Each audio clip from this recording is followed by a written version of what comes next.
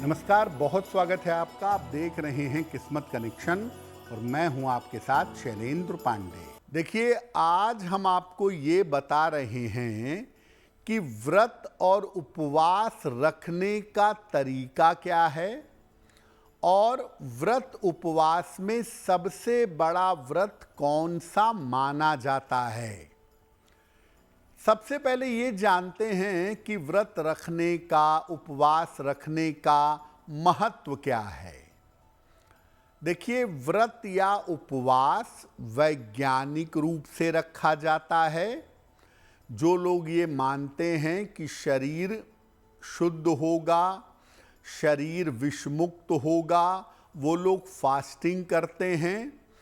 और आध्यात्मिक रूप से लोग अपने मन को शुद्ध करने के लिए, अपने मन को पवित्र करने के लिए भी उपवास रखते हैं।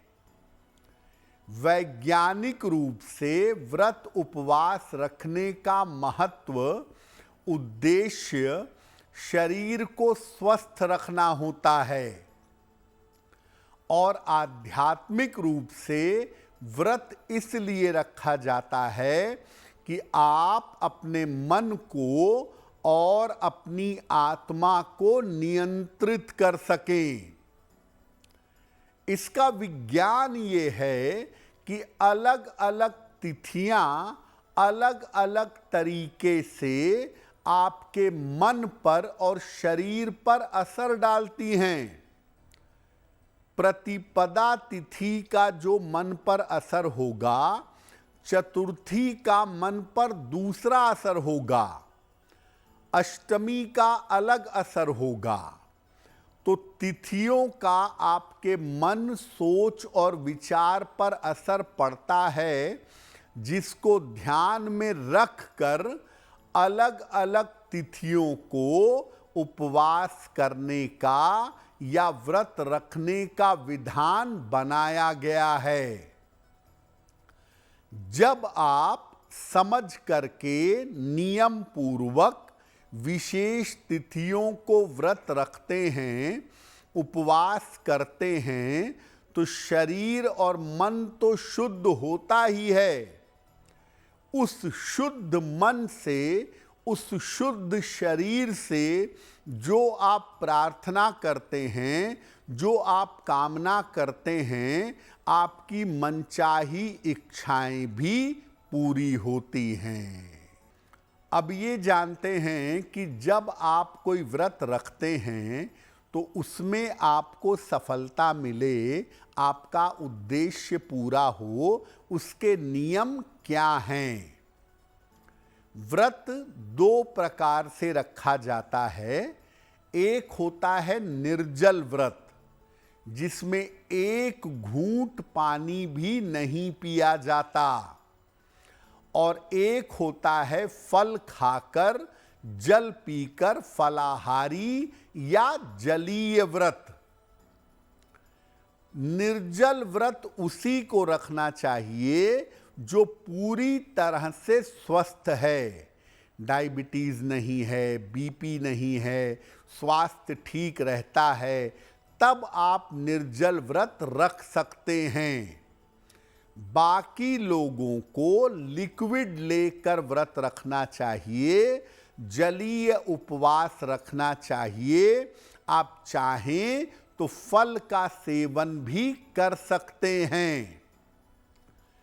व्रत में अधिक से अधिक समय ईश्वर के ध्यान में या उनकी उपासना में लगाना चाहिए। ज़्यादा से ज़्यादा मंत्र जप करें, ज़्यादा से ज़्यादा स्तुति करें, ज़्यादा से ज़्यादा नाम जप करें, प्रार्थना करें। व्रत वैसे तो लिक्विड पर ही रखिए, लेकिन अगर बहुत ज़रूरी है तो फलाहार कर सकते हैं। बहुत सारे लोग रात में 12 बजे व्रत समाप्त कर देते हैं। ऐसा नहीं करना चाहिए। व्रत सूर्योदय से लेकर अगले सूर्योदय तक रखा जाता है। तो व्रत की समाप्ति अगले दिन सूर्योदय के बाद करिए, नींबू पानी पी करके। और अगले दिन जब व्रत समाप्त कर रहे हैं तो अनाज खाने के पहले, पारायण करने के पहले भोजन का या अन्न का दान भी करना चाहिए। अगर आप इस सरल तरीके से व्रत रखेंगे तो व्रत का पूर्ण लाभ आपको प्राप्त होगा।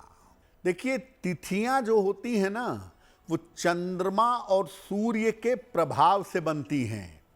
सूर्य चंद्रमा के बीच के अंतर से तिथियों का निर्माण होता है।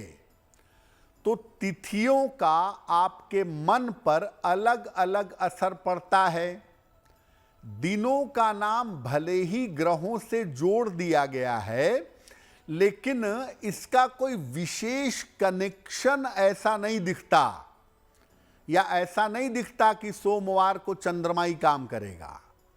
वैसे इसका महत्व है, लेकिन व्रत उपवास के मामले में बहुत इंपॉर्टेंस नहीं है, क्योंकि अलग अलग दिनों का आपके मन पर अलग से असर पड़ता है, ऐसा देखा नहीं गया है। यानी दिनों का अलग से मन पर असर सामान्यतः नहीं पड़ता। इसीलिए दिनों का उपवास सोमवार, मंगलवार, बृहस्पतिवार, ये आपको मानसिक रूप से सांत्वना देता है, मेंटली आपको सपोर्ट करता है।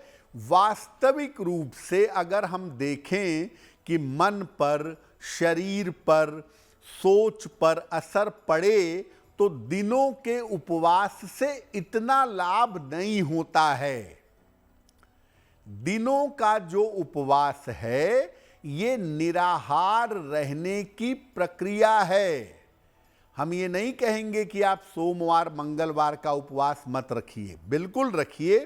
कम से कम इतना होगा कि शरीर शुद्ध होगा, शरीर को आराम मिलेगा, शरीर विषमुक्त होगा। लेकिन वास्तव में उपवास से आप अपने मन को बदलना चाहें, उपवास से आप आध्यात्म में उन्नति करना चाहें, तो उसके लिए तिथियों का उपवास रखना ज़्यादा बेहतर होता है। देखिए, वैसे तो बहुत सारे उपवास लोग रखते हैं, लेकिन कौन सा उपवास रखना या कौन से उपवासों को रखना सबसे ज़्यादा फायदेमंद होता है, आपको बताते हैं।